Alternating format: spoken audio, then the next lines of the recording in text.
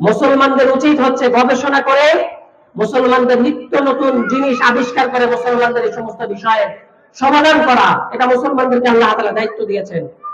Doctor যারা তাদের নতুন নতুন রোগের যত ধরনের ওষুধ আবিষ্কারের কথা বলেন, ভ্যাকসিন আবিষ্কারের কথা বলেন, এগুলো এই আয়াত থেকে প্রমাণিত হয় যে এগুলো আবিষ্কার করার জন্য আল্লাহ তাআলা মুসলমানদেরকে উৎসাহিত করেছেন। ইঞ্জিনিয়ার যারা তাদেরকে উৎসাহিত করেছেন। মুসলমানরা যদি নতুন নতুন জিনিস আবিষ্কার না করে তাহলে ইসরায়েলের প্রতিহত করবে কিভাবে তারা বলেন? ইসরায়েলকে তারা কিভাবে প্রতিহত করবে? তারা যদি আমেরিকার গোলামি করে, রাশিয়ার গোলামি করে, তাহলে মুসলমানদের অস্ত্র বানাবে কে? মুসলমানদের চিকিৎসা সেবা দেবে কে? এজন্য মুসলমানদের সন্তানদের উচিত বিধর্মীদের গোলামি না করে তাদের মেধার বিকাশ ঘটিয়ে এই সমস্ত বিষয়গুলোকে আবিষ্কার করে মুসলমানদেরকে উপহার দেওয়া। এটাও ইসলাম তাদেরকে উৎসাহিত করে।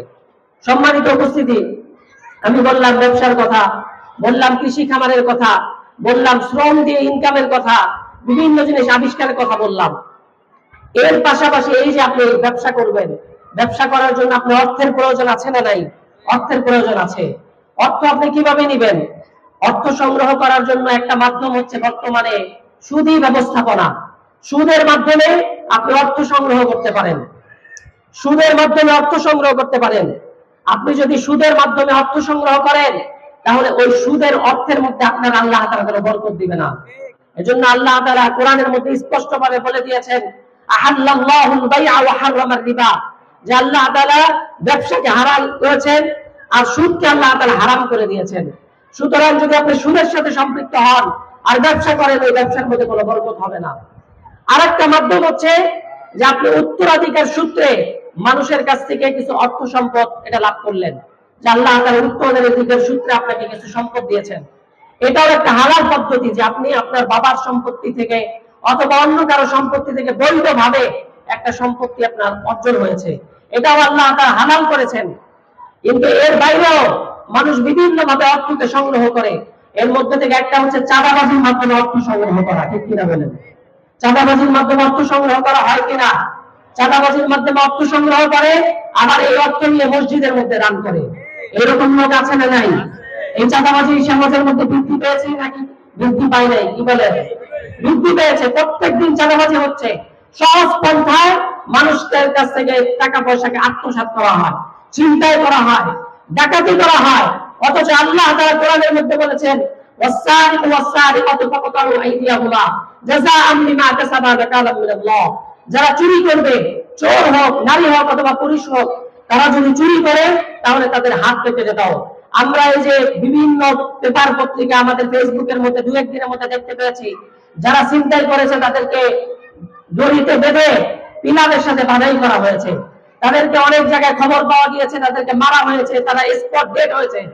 আমরা বলতে চাই এবং জানতে চাই এবং আপনাদেরকে জানাতে চাই, এই সমস্ত চেষ্টাচলদেরকে মানলে হবে না, বরং যারা লক্ষ লক্ষ কোটি টাকা আত্মসাৎ করে দেশ থেকে অন্য দেশে নিয়েছে তাদেরকে জনসম্মুখে তাদেরকে ফাঁসি দিতে হবে। ঠিক করে বলে তাদেরকে ফাঁসি দিয়ে চূড়ান্ত পর্যায়ে শাস্তি যখন দেওয়া হবে তখন এই দেশ থেকে দুর্নীতি বন্ধ হয়ে যাবে।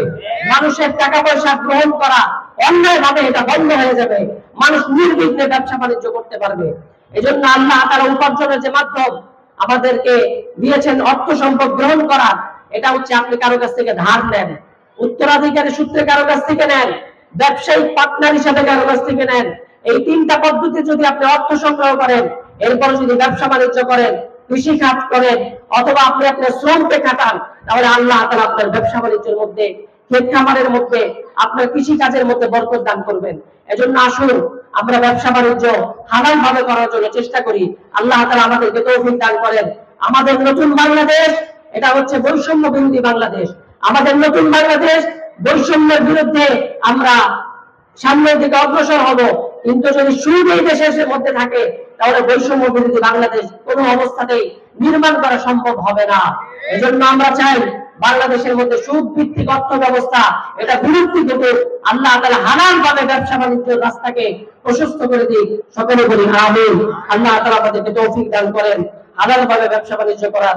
যারা মজলিসের মধ্যে মাগরিবের পর থেকে উপস্থিত ছিলেন, আমরা এশার নামাজের পরে উপস্থিত থাকবো। অনেক ওলামায়ে কেরাম আসবেন, তাদের কথাকে আমরা শুনবো এবং নিজেদের জীবনের মধ্যে আমল করার জন্য চেষ্টা করব। আল্লাহ তাআলা আমাদেরকে তৌফিক দান করেন। মাশাআল্লাহ, মাশাআল্লাহ।